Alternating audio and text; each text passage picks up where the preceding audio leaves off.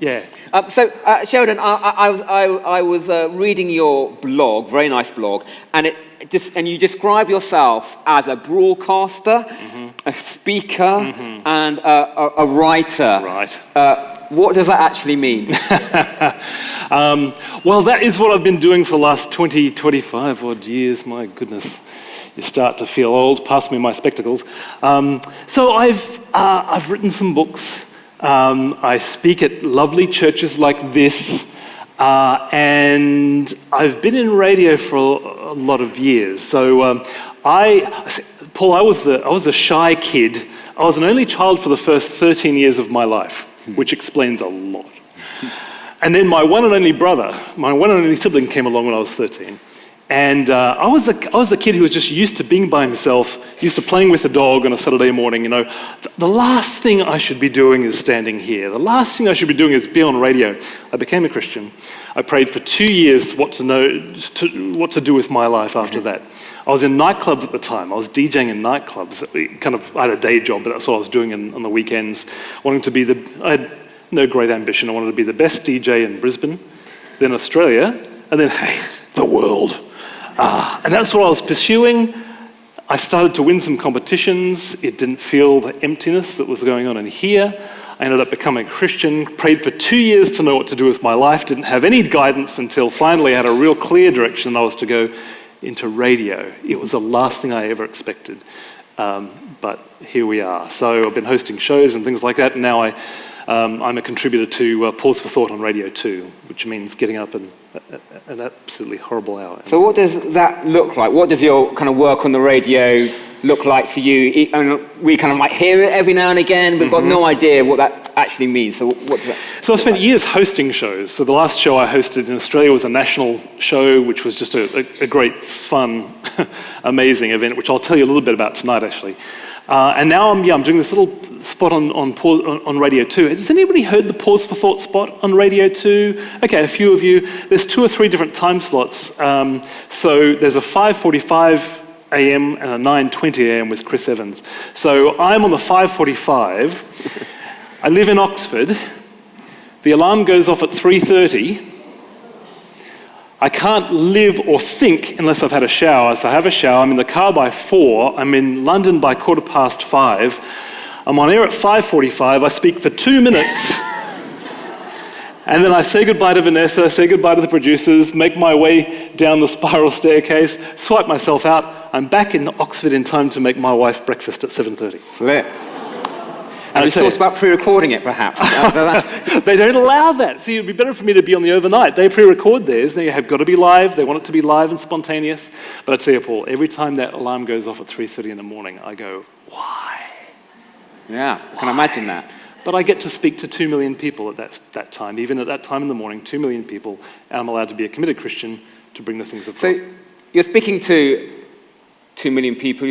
You're trying to walk this balance between being a Christian but not being totally weird. Yes. And I'm guessing a lot of people... To various levels of success. Yeah. What are the kind of things that you try and do to enable yourself not to come across as just some kind of weirdo freak? And what would you say to us as we also try and live out our Christian lives, those of us who are following Christ, that we want to be relevant to the world that we're part of, but we don't want to be kind of off in a little corner somewhere? What are the kind of things that you would point us in the right direction? It's a good question. I've thought a lot about it.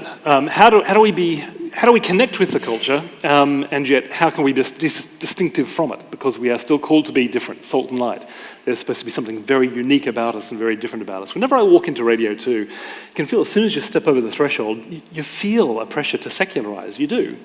And here I am talking about Jesus and talking about the resurrection and everything like that. And you know that everybody around you, they're not on board. You kind of feel that they'd rather probably play a song instead of listen to what you have to say. So, you feel that.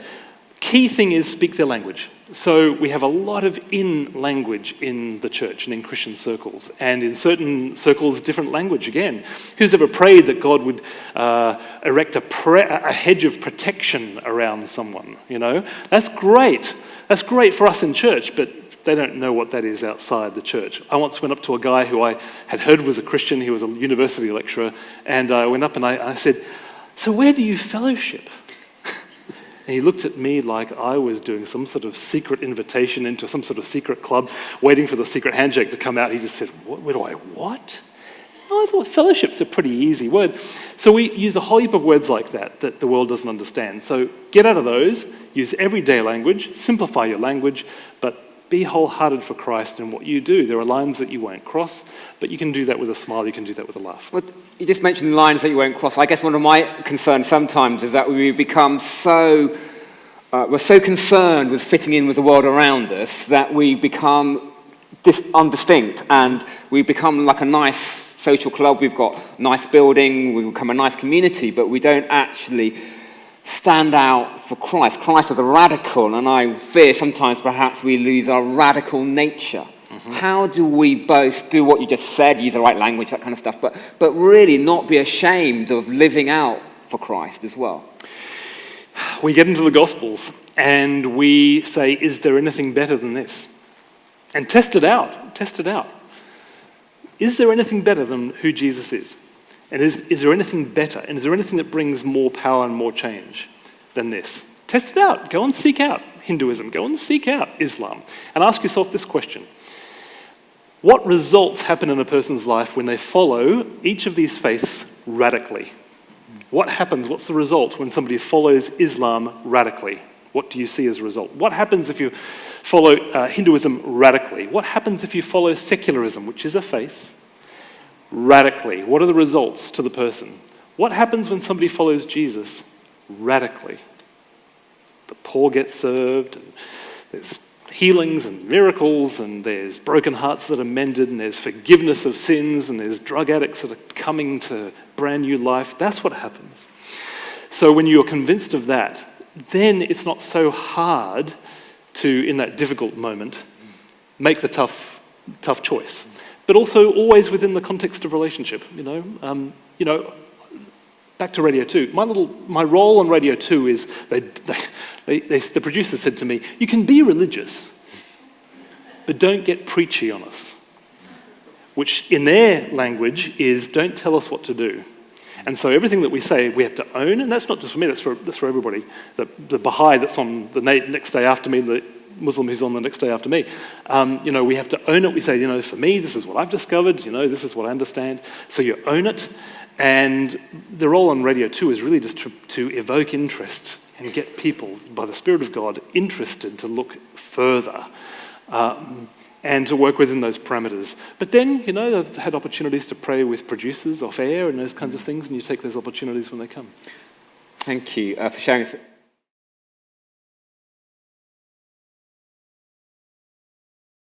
Amen. Well, thank you, Paul, and thank you, St. Paul's. Nice to be here. And I've been looking forward to this for a while. Just come back from Spring Harvest. Slightly larger crowd, 3,600. And that's lovely. Paul was telling me that he's an extrovert. I'm an introvert. I actually like doing these things, but afterwards I have to scurry away and go into my corner and write poetry or something, to fuel up. So it's actually nice to come. I actually like this. This is really good. And I'm so glad to hear one of your ministers going on a sabbatical and going on a pilgrimage as part of that sabbatical as well. When you release him to have that time, he will come back refreshed and deep and have new things and fresh ideas and fresh insights from God for you and for your church. So it's an investment, actually, in St. Paul's setting him off. I can tell you, I have never had the opportunity to have a sabbatical, but I do have retreats, and there I find exactly the same thing happens. You come back refreshed and renewed. Dreams. By the time we reach our 20s, most of us have a dream. We want to become someone. Maybe we want to become an author or an artist or an engineer or an architect, or maybe we want to become a musician, or maybe we want to become a builder. We want to go into some sort of trade. We want to achieve something. Maybe we want to release a best-selling album. Maybe we want to write a best-selling book. Maybe we want to compete for our country. Maybe we just simply want to get married and have a happy family. If I was to speak to your mother And she was to take me into the lounge room and open up the bottom drawer of one of those, sets of drawers that she has, but it would probably pull out all the little drawings that you did as a child, and they would have dreams in them, reflecting some of these dreams that you had. As a teenager, probably the dreams that you had were keeping you awake at night as you thought about all that could be possible in your life. By the time we reach our 20s, maybe those dreams are starting to define where we go in life, whether we'll go to university or whether we go into a trade or something like that.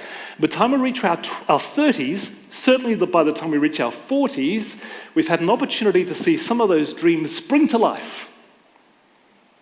Or perhaps see some of those dreams die. Up on the screen is my wife, Merrin. She is smart, she is funny, she is pretty, she is taken. I'll never forget the day in the year 2000, she came into the kitchen and she said, "Honey, I think it's time." And being the Australian male that I am, I said, "Time for what?" And she said, "Time we started a family." And I said, "What, right now, this moment? Fantastic, let's go." It's going to get worse than that, okay? I'm just telling you now, it's going to get worse than that. And it was time. We'd been married 5-6 years by that stage. We had been moving from city to city before then, but now we were settled in a place. It was time. Now, as any couple knows, from that decision on, every 28 days, you were looking for signs of success, are you not? And that first 28 days, there is a sense of expectation. And it's very common after that, for that expectation to be met with a sense of disappointment. Right? That's quite common. And the next month, expectation. And then after that, disappointment. Very, very common. And for a lot of people, expectation, excitement. Well, the pattern for us went expectation, disappointment. Expectation, disappointment. Expectation, disappointment, expectation, disappointment, expectation, disappointment. After 9 months, we went and got some tests done. And those tests revealed that there was a significant problem on my side, and that without either some sort of technological assistance or divine intervention, our dreamt of child was going to be difficult to have. Now, when you're in a couple in that situation, something else comes into play. You start having a pendulum swing of emotions. When the pendulum is up this end, you start thinking all about the upside there is to having no children, to going childless. I mean, you have more disposable income, you've got more time to yourself, you've got the freedom to travel, you can sit in a cafe on a Saturday morning, sipping latte after latte, reading page after page of the paper. Mums and dads, you're not feeling a bit jealous right now? You know, that was 15 years ago, I haven't had that 15 years ago. But it doesn't take long before the pendulum swings the other way, and that maternal, paternal drive kicks in. So this starts for us. And when the pendulum is up this end, we start trying all sorts of things to try and remedy our situation. We tried special diets. Friends, we're all in the wrong business. We should all come up with a brand new diet. That's where the money is. In fact, let's just come up with one tonight. We'll call it the St. Paul's Diet. We'll market it. I'll get the royalties. And we'll do really well. The other thing was supplements. At one stage, our table was full of little pills and potions and things for me and for Merrin, but mainly for me. We tried chiropractic. And to this day, friends, I do not know why. We tried healing prayer. We believe in a God who does miracles. One particular night, a group of people gathered around in a lounge room to pray for us, to pray for me. And as they gathered around me and laid hands on me, it was as if God walked in the room. Suddenly, out of nowhere, I burst into tears. Now, I'm an Australian male, and when I burst into tears, because we're tough. But I burst into tears this night, tears coming from I don't know where. And afterwards, number one, I was exhausted. But number two, it felt like maybe something had been freed, released, healed, and so for the next 28 days, there is expectation, followed by disappointment. In 2006, we did our first round of IVF, in vitro fertilization. I wrestled for a couple of years to work out the ethics of that from a Christian perspective. Maybe it would take you a lot quicker. maybe I'm just a sucker for detail, but I had to really try and work out, is this a tool that we should use? Just because we have a tool, friends, doesn't mean we necessarily should use it. As Christians, we're called to discern these things. So I was wrestling with that. Some Christians come out of that wrestling process and they say, well, we don't really want to do IVF. Other people will do it differently than Merrin and I chose to do it, so there's a lot of range in there. But we came up with a way that we felt was going to look after every embryo that was created through the process and not just be destroyed or discarded or anything like that. And so we went ahead and we decided, well, we'll just put ourselves out there if this is the tool God wants to use to give us a family. The day came. If any of you know about IVF, you know it's quite a traumatic process, particularly on the woman involved. Long needles in very sensitive areas. A couple of hours later, she's wheeled into recovery. A little while after that, we're in a taxi. We're driving back home. And for the next 28 days, there is expectation, expectation, expectation. All our friends and family around Australia are praying for us. Disappointment. In 2007, we have some friends come round for lunch, and they place into Merrin's arms their newborn baby boy. And I'm looking at Merrin thinking, okay, how's this going to go? Is she going to kind of run screaming from the room or something? But anyway, no, she does the right thing. She holds that little boy and she's gooing and she's garring and she's saying what a beautiful little child it is, which sometimes is a lie because sometimes those things are ugly. But anyway, not yours. Please let me back. The friends go home after lunch. I walk around the house looking for where Merrin is, can't find her. Finally, I find her sitting on our bed, surrounded by a sea of used tissues, red eyes. She looks up at me and she says, do you think we should try adoption? 2008, the social worker gets up from our table. She's just finished the last of 8 months of assessment to work out whether we are suitable people to look after somebody else's biological child. And she gets up and she goes to walk out the front door and she opens the door and as she's about to leave, she turns around and she says, I know I shouldn't say this. I know that as a social worker, I should remain objective and I shouldn't be kind of emotionally involved, but I'm going to say this anyway. You're a very attractive couple. I don't think it's going to take long until you're placed with a child. Just wait for the phone call. So we wait for a phone call. 1 week passes, no phone call. Oh, it's not going to happen this fast. 2 weeks pass, expectation. 3, 4, 5 weeks pass and no phone call. It's okay, love, it'll come, we've just got to be patient. 2 months pass and no phone call. 4, 6, 8 months pass and no phone call. 12 months pass and no phone call. 13, 14, 16 months pass and no phone call. Proverbs 13:12 says, hope deferred makes the heart sick. 18 months pass. Merrin's heart is sick. 20 months pass, and Merrin comes to me with tears in her eyes, and she says, I can't do this anymore. I can't live in this state of expectation followed by disappointment, waiting every single day for that phone call to come, and it never seems to come. Can we do something else? Can we go do IVF again? And we discovered that in the Australian system, I think it's the same here as well, we can't remain on the adoption list and do IVF. There are good reasons for that. But we then found ourselves in a situation where we had to decide, do we let go of nearly 3 years' investment in this to go and do this, which may not work, or do we keep on waiting for the jolly phone call? We decided we would go for IVF again, and so we decided this time we would go all out. This is now 2010, 10 years after that original conversation in the kitchen. And we will try as many rounds as it takes this time to get our dreamt of child. And so it comes time for the first embryo of the first round to be implanted into Merrin. And by this stage, I think, you know what, Sheridan? You're not just the biological reason why Merrin, your wife, can't have what she so desperately dreams for. I reckon you're probably the spiritual reason too. If you were more holy, if you were more spiritual, if you were had more faith, then maybe your wife would have what she dreams of. And so I decided, well, you know what? Maybe the prosperity preachers have got it right, and maybe instead of asking our Father for something, maybe we should just command a blessing. So I go, well, okay, God, I've tried everything else. I've asked you before this, I'm not going to ask you.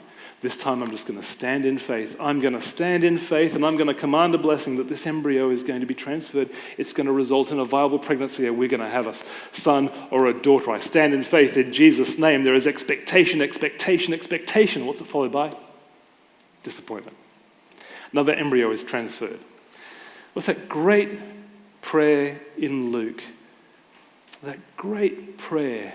Say the word, Lord, and your servant will be healed. You know, when that centurion comes up to Jesus, just say the word and your servant will be healed. That's faith, actually, because it says, actually, I know that you are who you are and powerful enough that if you just simply say the word, it'll happen. You don't even have to do anything else. But it leaves the results, leaves the outcome, leaves the words actually in Jesus' court, if you like. Just say the word and your servants will be healed. Expectation, expectation, expectation. Disappointment. Another embryo is transferred. Another. Finally, December of 2010, 10 years after that conversation, we have one embryo left. By this time, Merrin's faith is shot. I'm tired. I've got no prayers left in me. I don't even have any expectation left in me. But you remember that story in Mark of a group of friends who are so keen to get their crippled friend to Jesus, they actually go up onto a roof, they dig a hole in a roof and lower their friend down in front of Jesus, and right in the middle of the party. Well, we had a group of people around us who were like that for us, and because we didn't have any prayers left in us, they were our prayers for us, and because they were praying, there's a little bit of expectation, expectation, expectation. And it was followed by a phone call. It was Emily from the IVF clinic. And she said to Merrin, "It's looking good." And Merrin said, "Define the word good." "Are we talking good? Are we talking good?" And Emily said, "All your hormone levels are exactly where we'd expect them to be right now for a pregnancy." Well, can you imagine the elation that erupted amongst our family of friends who've been walking with us for 10 years now? At the very 11th hour, they're finding out that something special has happened. I discovered that night, my friends, that when your mother discovers she's going to become a grandmother, she squeals. It's a great party trick. Try it tonight. You're going to become a grandma? Woo! No, you're not. Just kidding. Family counselling is cheaper these days. It really is. It's good. So we had that happen in our family and our friends, and they were calling up, they were in tears hearing about the news via text in shopping centres and things, and they were saying, "We can't believe it, after all these years walking, you finally had what you're praying for at the 11th hour. Isn't that just like God?" We're living in Sydney at this stage, and we make the 13-hour drive to Brisbane, up in the north, where our families are, to spend Christmas. And we get up there, it's Christmas Eve, and we get another phone call. It's Emily from the IVF clinic. And she says, "I'm so sorry." Because there'd never been a baby. The IVF drugs had created a gestational sac, but there was no body in the sac. Even the doctors had been fooled. And at that point, Merrin put the phone down, walked into the bedroom we were staying in, curled up in a fetal position on the bed. And that's where our 10-year dream of having a child ended. We didn't feel like celebrating Christmas that year, so we packed up our bags and we packed up the car. We started driving the 13 hours back to Sydney. Way too long to do. We started in the evening, 13 hours, so we stopped kind of halfway at a place called Coffs Harbour, which is on the northern New South Wales coast. And would you believe it, here it is, it's Christmas Eve, and we're looking everywhere, but there are no rooms left in the inns. And finally we find the one last room available in Coffs Harbour. And we walk in. I dump the bags on the floor. Merrin collapses on the bed in tears. I pull out my journal and I write these words: "God, this is cruel, leaving us in this wilderness. We've walked around in circles for years, tired, thirsty, confused. One moment we've glimpsed the promised land, and the next moment, you've barred us from entering it." If you've had a broken dream, you know what I mean by this phrase, the wilderness. If you've had a dream, maybe to be married and you're still single, Or maybe you did get married and it resulted in a divorce. Or maybe you wanted to hit that music career and nobody's downloading the songs off iTunes. Or maybe you've written a book and nobody's buying it. Or maybe the career just went south when it should have gone north. Maybe you have had this experience where you know what the wilderness is. The wilderness is that dry and barren place between longing and fulfillment. It's a place where you walk around in circles, tired, empty, confused, trying every which way to get to the promised land of the man, of the woman, of the child, of the career, of the healing, of the great prayer that you want to have answered in your life, of the new beginning of the promised land. And the wilderness is that dry and empty place in the middle, and sometimes you can walk around there for a little while. Is anybody with me? Anybody been in the wilderness before? A few of you have been in the wilderness before. When you came in, you were given just a really simple little A5 sheet. Over the next 3, 4, 5 hours that I speak to you, can you fill that in? If you don't have one, can you put your hand up now and we'll get you one? Because this is going to be quite important when we end up finishing at about 3 o'clock in the morning.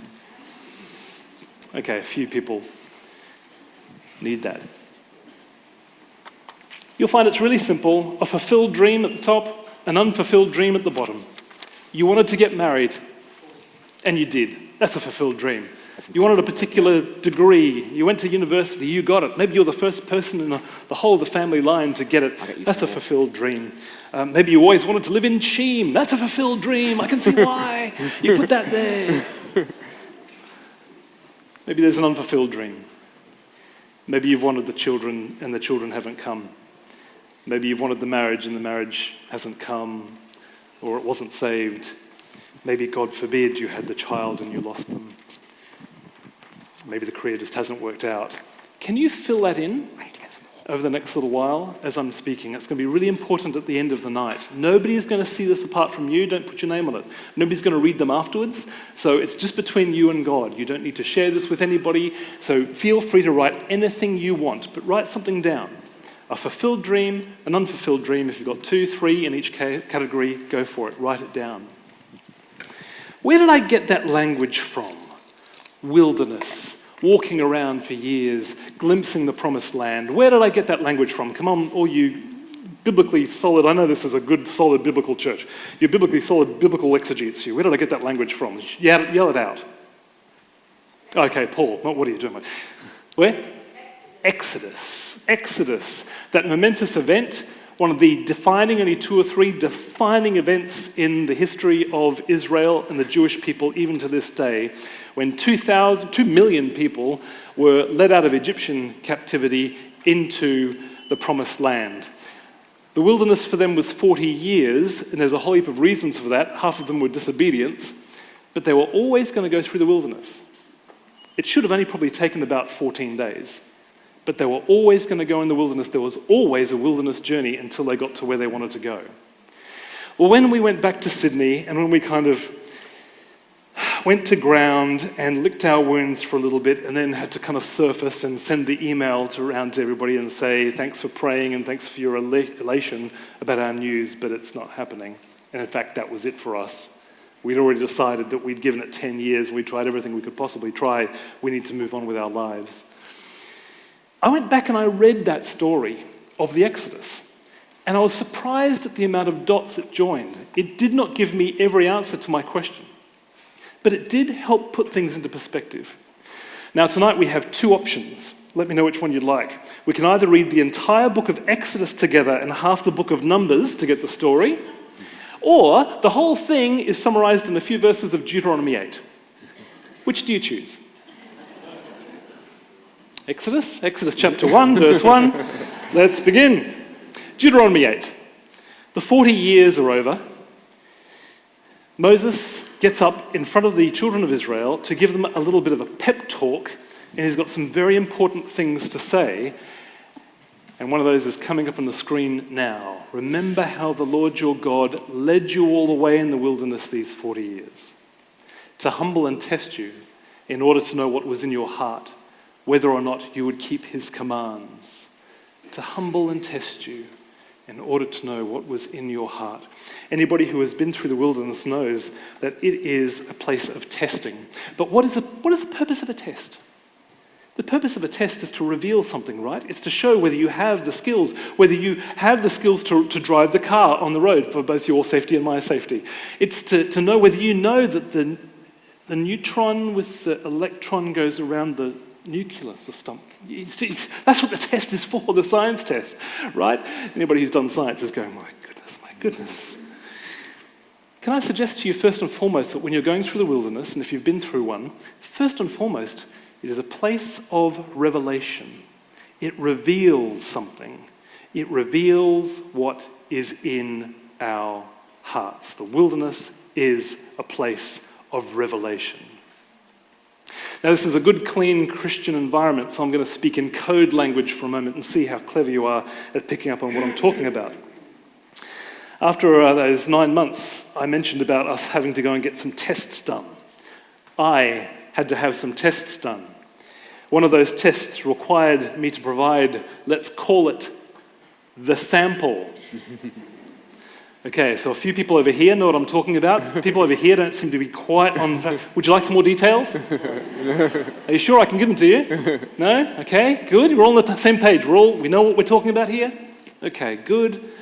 Right, now, they gave me a couple of options. I could either duck into the toilet of the IVF clinic to provide that sample, or Maren and I could arrange what they called, you're going to love this, a home collection. Are we on the same page? Are you sure? Now, this side doesn't know what I'm talking about at all. Would you like more details? Somebody in the front row once said, yes, more details. So Maren and I opted for the second option, and a little while later, we were finding ourselves in this ludicrous position of driving to the IVF clinic. Maren was holding a specimen jar with precious contents. It was so precious, she had wrapped it up in a cardigan to keep it warm and precious and safe, like a precious little chick. And then we found ourselves parked over the road from the IVF clinic. And I looked at Maren, and she looked at me. And I looked at Maren, and she looked at me, and I looked at Maren, and she looked at me, and I said to her, you take it in. She looked at me and she said, I'm not taking it in. I said, well, I'm not going to take it in. She says, you have to take it in. It's yours. I said, well, I can't take it in. There's no way I can take it in. She said, well, I'm not going to take it in. Just then a lady started walking down the footpath. I started winding my window down. And I said, honey, if you're not going to take it in, I'm going to ask her to take it in. Maren took it in. Yay! We laughed like silly in that car on that day. You know what? It was one of the last times we laughed for a good time after that. Because it was as a result of that sample that we got the results that began this whole 10-year journey.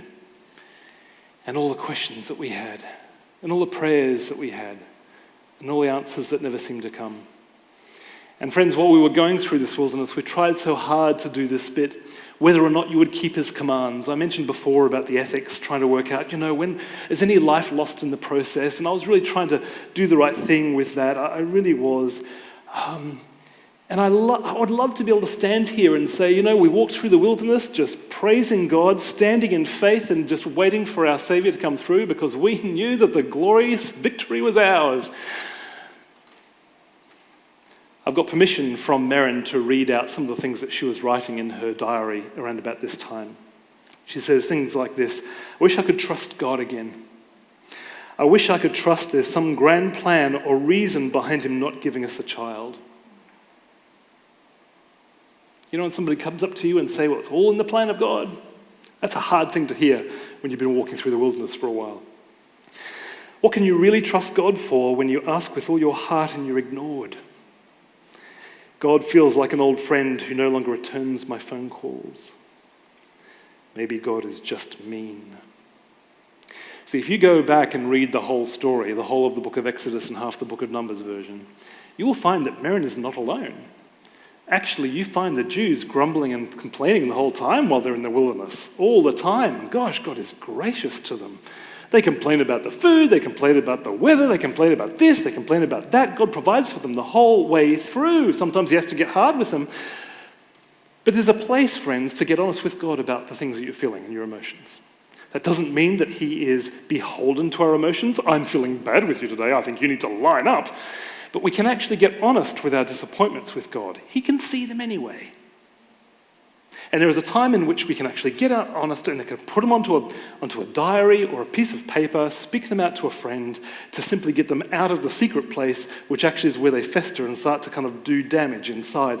Get them out, speak them out, the disappointments with God. Go and read Habakkuk, go and read Jeremiah, go and read the Psalms. Why, oh God, how long? How long? And you'll find a very honest book. You asked me before, Paul, about why I'm still a Christian. Philip Yancey asked him the same question, and he said, I've read the Bible, and it's the most honest book I can find. It's the most honest book I can find about relationship with God, and I'm with him. You won't find another text that will deal so radically and so authentically with the great God of the universe, and God allows it. He opens up the space that we can do that. Yes, of course, be respectful of the great God and who he is, but be honest. If I'm going to be honest with you, when we were going through the wilderness, I think the thing that was being revealed in me, no, I'm going to hold that. I'm going to come back to that. Let's start with Merrin. The thing that was being revealed in Merrin was something interesting. We were sitting by the Sydney Harbour one night.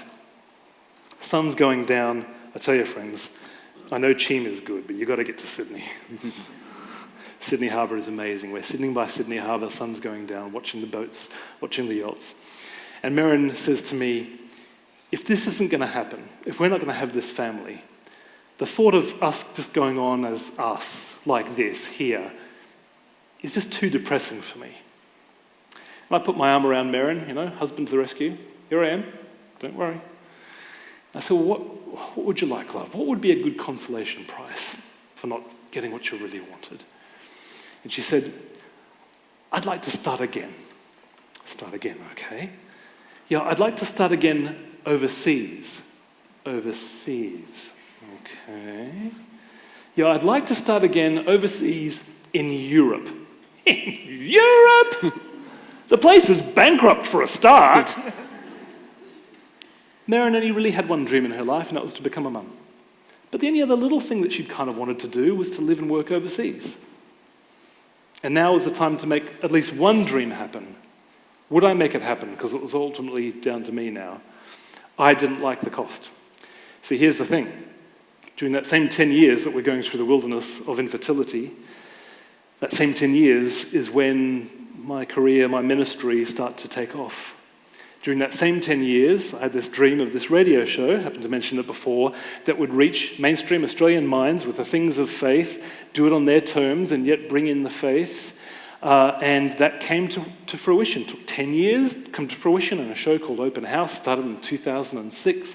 Very soon we were in numerous cities across Australia, had 100,000 listeners on a Sunday night. Half of those probably weren't Christians.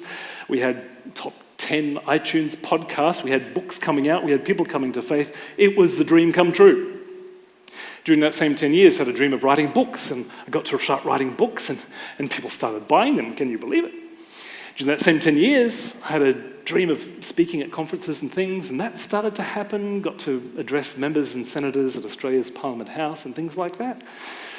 And Merrin wanted me to give that all away. If you know anybody who's involved in publishing, ask them about the word platform. It's all about platform these days. Basically, it's another word for fame. If I was to leave Australia, I'd be leaving my platform, the radio show and everything like that, coming to a new country and starting again. Nobody would know who I was, and so probably publishers would be saying, well, no, we're not going to publish your book because who's going to buy it? It's all about platform these days, how well you're known. If Merrin had her heart revealed in the wilderness, and that heart revealed a lack of trust, which is what she would say it was now, a lack of trust, I wonder whether for me, what was being revealed in the wilderness was a little idol of Christian influence. Now, friends, don't get me wrong. Jesus calls us to be salt and light in the world. You are an influential person because of who he's called you to be. But if you get a little bit of that influence, if you start to get a few people following you, knowing who you are, it can be a dangerous thing. You can start to build your whole identity around it. And I think what was happening is that little idol was being revealed, and I had to let go of it. When you go through the wilderness, you find that there's stuff in here you never even knew it was there. It starts to be revealed. What might it reveal of your heart when you go through the wilderness? Moses has something else to say as the children of Israel are about to go into the promised land on the very, very next morning. In fact, he said this a few verses before. He said this, "In the wilderness you saw how the Lord your God carried you as a father carries his son." And now back to his pep talk, he says, "Know in your heart that as a man disciplines his son, so the Lord your God disciplines you." Father, son, carries, disciplines. Don't miss these words, friends, because they're very significant. Up to this point in Israel's story, they have known God as creator, as warrior, as judge. And now for the first time, they discover him to be father. This is the first time in the Bible when God reveals himself as father. And when does it happen? In the wilderness. The wilderness isn't just a place of revelation. It's a place of discovery. It's where we discover that God is our Father, and we discover in relation to that who we are. So Maren wants to go overseas. She thinks that Switzerland might be the place to go. My wife is very clever. She's a medical statistician. She wouldn't say that to you, because most of us, when we hear the word statistics, we go, "Oh, maths, I was terrible at maths in high school," oh, and so we kind of shrink back. But if she would say, "I'm a medical researcher," and then you go, "Oh, wow, tell me more. You're saving the world." She just got back from Nepal. Bill Gates is funding a big thing over there, and she was kind of doing that stuff with Bill Gates. I'm just name-dropping here, okay? I'm name-dropping, I'm saying it. She has done some consultation with the World Health Organization. I am name-dropping. I'm very proud of my wife. I'm married up. And so she thought Switzerland would be the place to go because there's a lot of pharmaceutical companies that need medical statisticians, basically to crunch the numbers to work out, does the drug work or does it grow a third arm on us or something like that. And we went through that process and we started looking down that line of Switzerland, and we soon discovered, friends, that the Swiss don't like other people. The Swiss are beautiful people, but I have to tell you right now, if you are trying to get into Switzerland from outside the EU, it's a chicken and egg situation, because each little canton, each region, gives the visa. You can't get in without a visa, you can't get a job without a visa, you can't get a job without a visa without a job, because the job is based in a canton, and it's chicken and egg kind of thing like that. You're going to find out soon anyway because of Brexit. So it's going to be hard. And it looked like a second dream for Maren was going to die. And then she had an opportunity to do an interview with a little English university. It was called Oxford University. Have you heard of Oxford University? Yeah. See, that's where you're all supposed to go, ooh, okay? So remember that, because I'm going to get into the story. So here we are. Maren's having this interview on the phone. It's a hot Sydney summer's night. It's so hot, there's no air conditioning, and so she's sweating. She's got like 5 bigwigs in Oxford, interviewing her down the telephone line, and she's trying to answer these questions about non-parametric sample sizes, as you do. And she's sweating, and she's actually trying to stretch the cable of the phone to open up the window so she can get some air in. She can't do that, so she just sits there and sweats. She comes out about an hour later, and I say, "How do you think it went?" And she goes, "I don't think it went very well at all." I said, "When are they going to get back to you?" She said, "Within 2 weeks." Okay. Next day, I'm at the station, and I get a call from Maren on my mobile. And she says, "I just got an email." I said, "From who?" "It was from the interview panel." I said, "Wow, what does it say?" She says, "I don't know, I haven't read it." "Do you think I should read it?" "Yes, you should read it." "What does it say?" "Oh, here it says, 'We are pleased to offer you the position of senior medical statistician at the Centre for Statistics in Medicine at Oxford University.'" See, that's right, yeah. Well, I like that. You can either go, woo, which is great, or you can just go, oh. Okay, let's try it again. Have I ever told you my wife works for Oxford University? Yeah, we moved here actually because my wife works at Oxford University. Everywhere I go, people say that. Everywhere I go. And so we weren't expecting that. We were a couple of little Australians from Sydney. We weren't expecting that Maren would get a job at one of the greatest universities, if not the greatest university in the world, apart from Cambridge. I know, I've heard it all before. And so we start making our transition to the UK. We pack our bags. We sell the car. We put the flat up for rent. We let go of all the baby stuff. If you'd come into our house, you would have found that we were ready to go. We had the high chair, we had the pram, we had the stroller. You walked into the kitchen and you'd have opened up the drawers and seen all the cute little baby utensils. If you'd gone into our bedroom, you would found the drawers were full of cute little jumpsuits all ready to go. We were ready to go. And there came a time when we had to let go of the symbols of the wilderness, the burrs, if you like, that stick onto you. Sometimes with a broken dream, there's a time to let go of the memories of that dream. There's a time to let go of the things that remind you of the wilderness. We went out to the airport. We clasped ourselves into the seats. We flew off. We had a little holiday in Europe before we arrived in Oxford, and then we came to Oxford. And I know, it's a great place. I mean, this is the place where John Wesley walked before he started the Methodist Church. This is the place where C.S. Lewis wrote the Narnia Chronicles, just in a little house, just up and around the corner from me. Ooh, I know. It's a little bit further than that, but anyway. Tolkien, Lord of the Rings fans, wrote his Lord of the Rings, just in another house in the other direction, around the corner from me. Ooh, a little bit further than that anyway, but same place, same vicinity, rub in the glory. Comes time for Merrin's first day at work. She's bought a new outfit, because girls, that's what you do, right? A new outfit for her first day at work. She comes walking down the stairs. She says, "How do I look?" I look her up and down. And I say, "Honey, when those medical statisticians see you today, they're going to spill their weak tea all down their beige cardigans." Because I don't wear beige cardigans. We laughed, we were joyful, but we were worried, because we've come a long way for this not to work. But Merrin came home with a smile.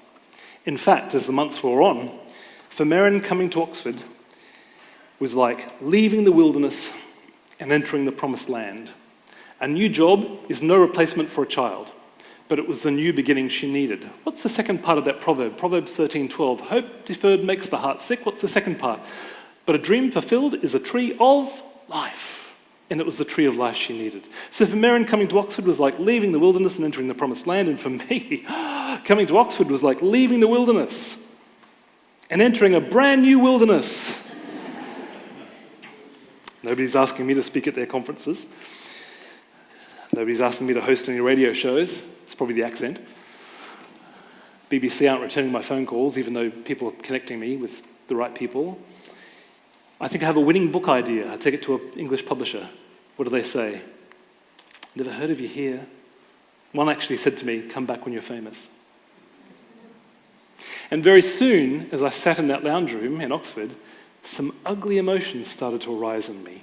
A sense of jealousy for those who had what either I used to have and no longer did, or envy for those who had what I always desperately wanted, never did have. Jealousy and envy and a sense of depression that started to spiral down. A little voice was whispering inside my ear, "You used to be listened to by thousands once, but now nobody cares what you have to say.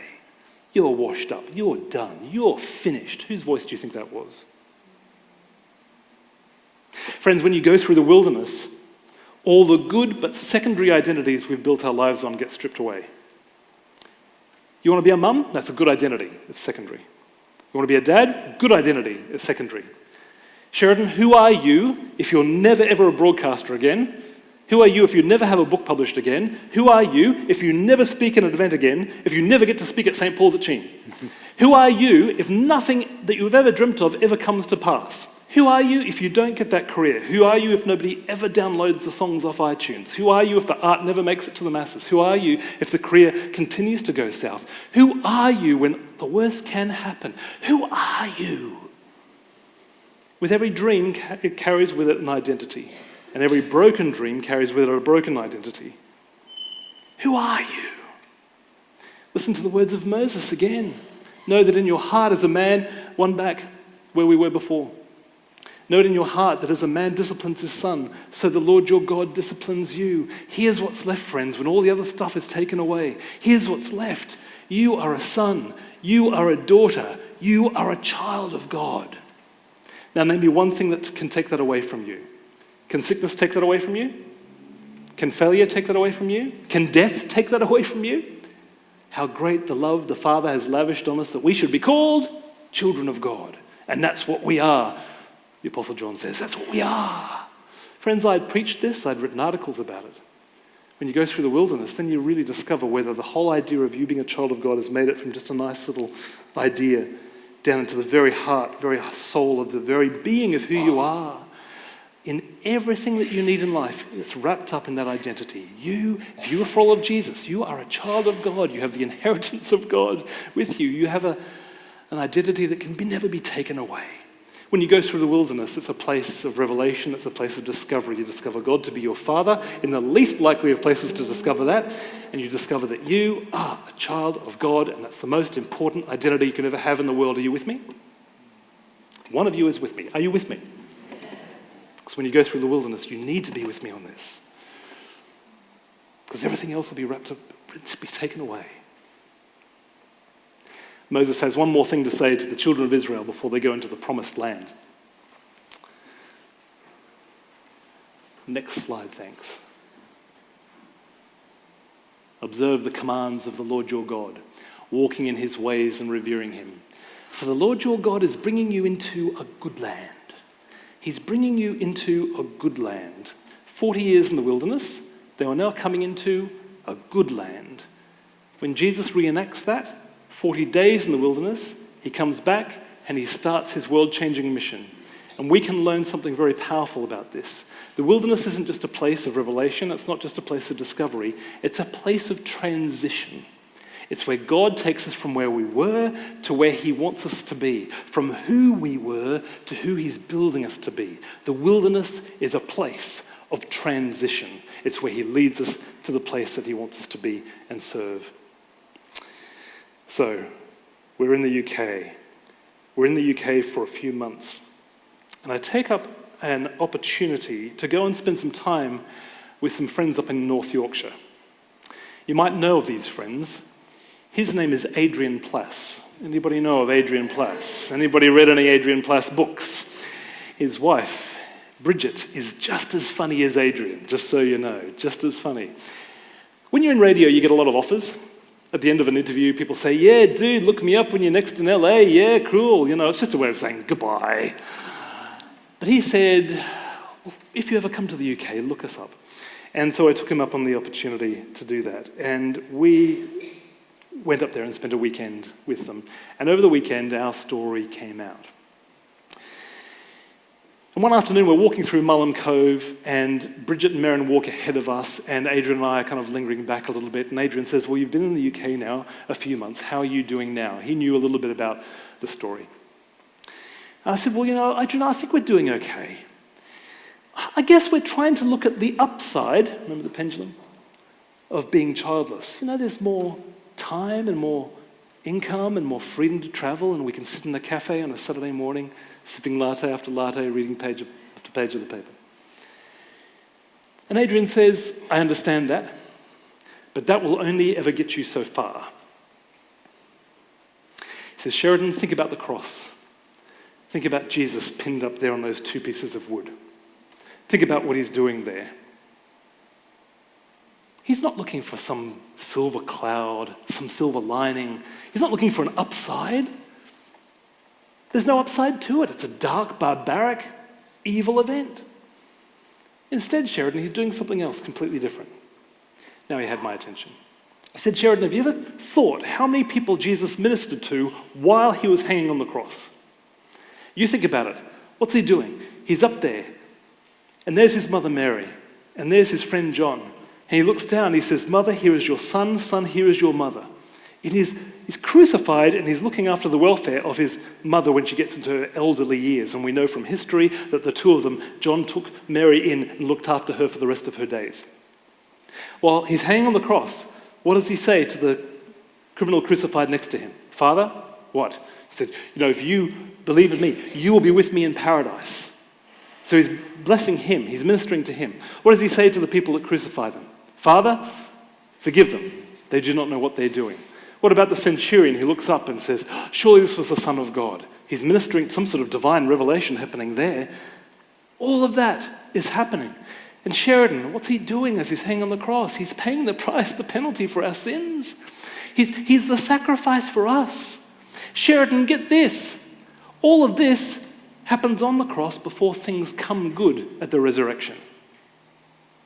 I hadn't seen that before. Maybe you're like me and you think, gosh, when I get through this hard time, when God comes through, gosh, what a great testimony I'm going to have. Oh, wow, what kind of ministry and service I'm going to be able to offer other people. And Adrian's saying, no, not when it comes good, not when it's all fixed up, right now, right in the midst of the wilderness, right in the midst when it's excruciating. I hadn't seen that before.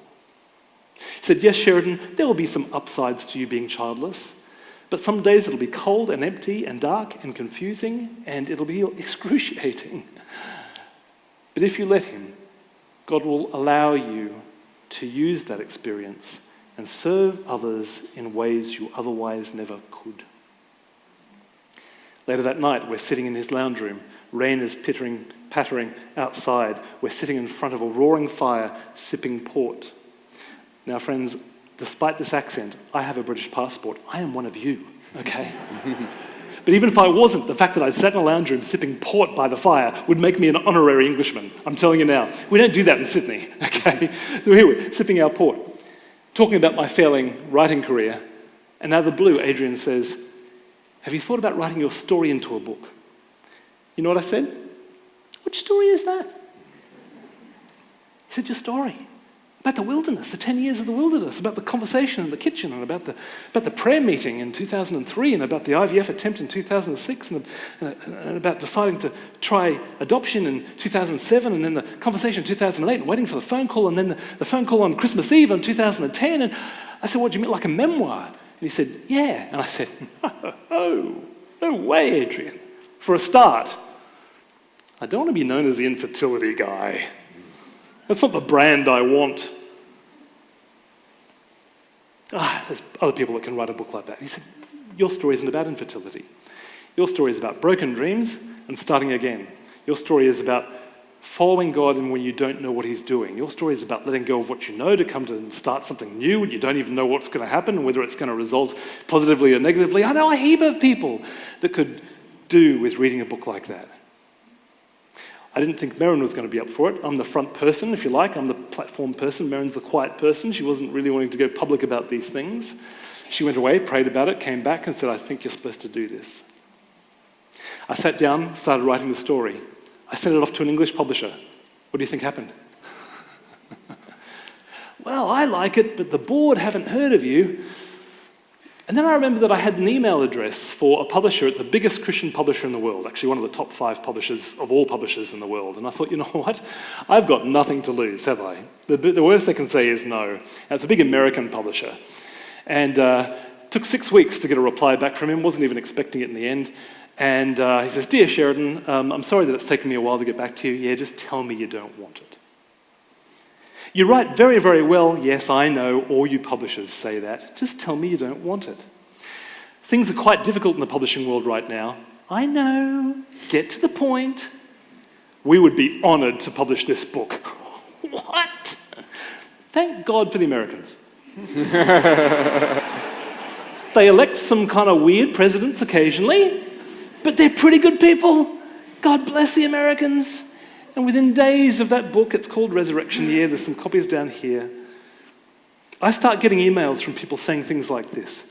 My son has Asperger's and my marriage is in tatters because of my husband's addiction. All my dreams are gone. But I've just read Resurrection Year and now I can start again and I can start finding God again.